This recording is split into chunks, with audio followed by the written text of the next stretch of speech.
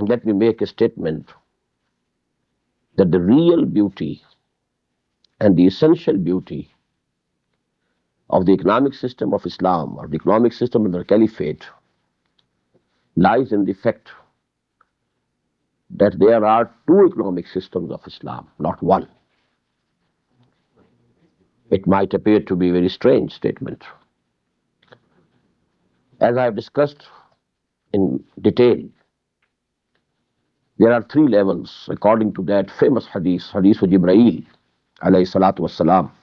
And that hadith gives us, there are three levels. Islam, lowest. Go higher up, Iman. Go still higher up, Ihsan. So there are two levels of economic teachings of the Quran. One is at the level of Ihsan. The other is at the level of Islam. There are four cardinal principles of economic system at the level of Ihsan. First and foremost, you own nothing. The owner of everything is only Allah subhanahu wa ta'ala. It's again the necessary corollary of the principle of Tawheed. Just as negation of human sovereignty, and instead of sovereignty for the humans, it is vicegerency, not sovereignty. In the same manner, in the same way, negation of the principle of human ownership. In place of ownership, it is amana. You are custodians. Whatever you have, it's a sacred trust with you. You don't own anything. You can't own anything. You don't own even your head. What's the meaning of ownership? I own it, I can use it as I like. No. This hand of yours, these feet of yours, these eyes of yours, these ears of yours, this tongue of yours, all things have been given to you by Allah subhanahu wa ta'ala. He is the owner. You are the custodian. It's a very beautiful couplet from Shaykh Sadi rahmatullahi alayh. این امانت چند روزہ نزد ماست در حقیقت مالک ہر شے خداست. In reality, owner of everything is Allah subhanahu wa ta'ala. Whatever we have, including our body, and everything that apparently belongs to us, is actually owned by Allah subhanahu wa ta'ala. We are only custodians. The cardinal principle number two: whatever you get in this world, although you have worked for it, the tiller of the land, he has tilled the land, he has sown the seeds, he has watered the fields, he has cut the crop, but still, whatever you get is fadl, not kasb. It is fadl from Allah. What is the difference between kasb and fadl? Kasb means earning. Fadl, something that is given to you without any right. The basic difference between ajr and ujrah. Ujrah, wages. You earn the wages by hard working.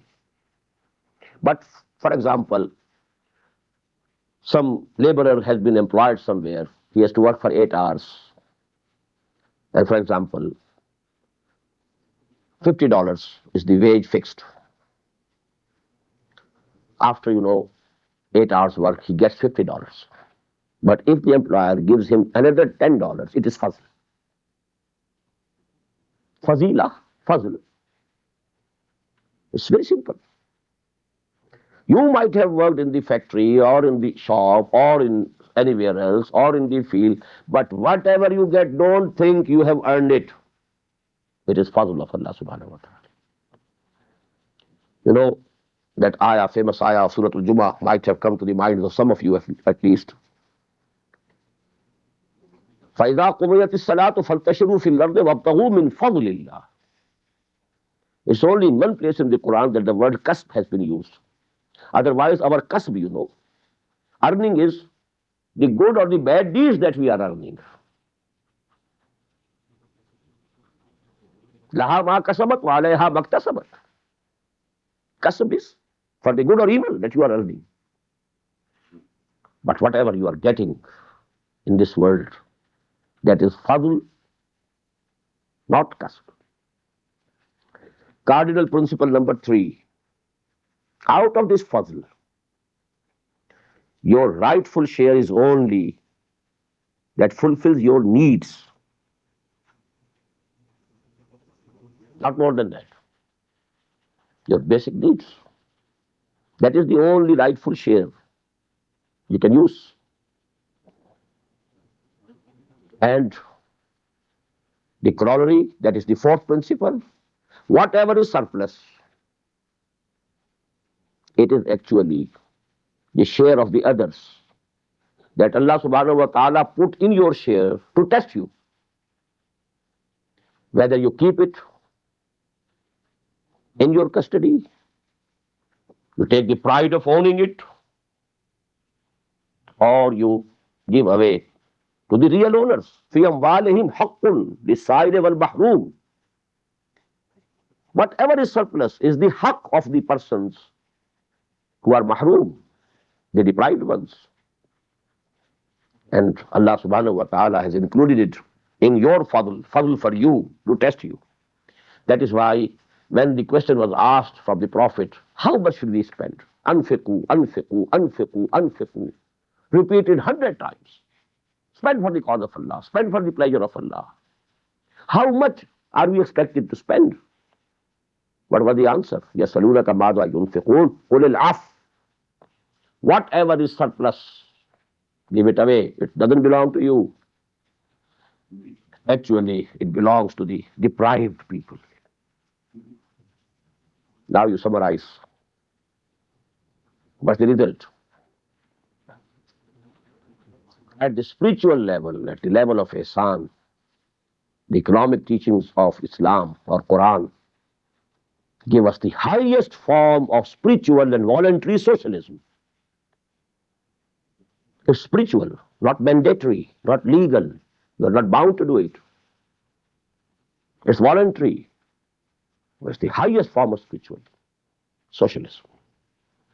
And mind you, the Prophet ﷺ led his life at this level. Did he retain anything? The things will be very clear if I ask you a question. Did Muhammad ﷺ ever paid zakah? Did he? Why don't you answer? No. He didn't retain anything with him. This zakah is to be paid only when you retain something with you, and it is about the level of nisab. Then you are required to pay zakah. One of the pillars of Islam. This will make the issue very clear. And many of the Sahaba, whom we call fuqara wa Sahaba, Abu Zar, for example, at the top of them, they retained nothing. They owned nothing. They lived at this level. An incident happened during the life of Muhammad sallallahu alaihi wasallam. Once after the Salah of Fajr, the Prophet, hastily went to his house, to his hujrah, going over the sufuf, the lines. The Muslims were astonished. What has happened? Maybe he has some, trouble. When he returned, he was asked, what was the matter? He said, last night, a small piece of gold came to me, and I forgot to distribute it. Now, during the Fajr prayers, I realized what I have done. I kept that gold for one night with me in the house of Muhammad sallallahu alaihi wasallam. So I couldn't afford to waste another moment. The first thing that I did, I went straight to my house, gave her. That is the level. Is it clear now?